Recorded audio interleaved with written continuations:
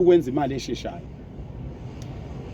Okwesibili esizokwenza njengensizwa nomnsizwa sizoba nomhlangano no Premier nobaba uMkhwanazi.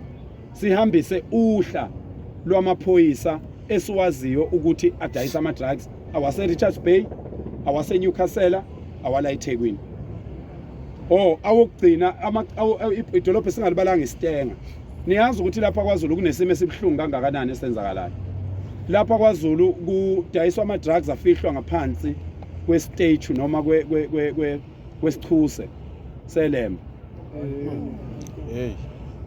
Into ebhlungu ngendlela eyisimanga okufanele ngabe sonke thina abantu singamaZulu esihlala kwaDukuza kufanele ngabe lento iyasihlupha, kufanele ngabe into ereportwa zonke izinsuku, kufanele ngabe into epostwa zonke izinsuku.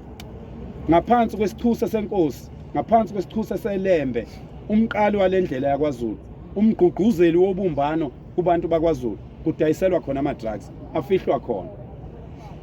Sizosondela ke laphana siyilungise leyo nto leyo ke. Abaningi ngiyazi ukuthi bafisa ukwazi ukuthi umhlangano wethu okokuqala ungani bungamfakanga uSisu uMangobese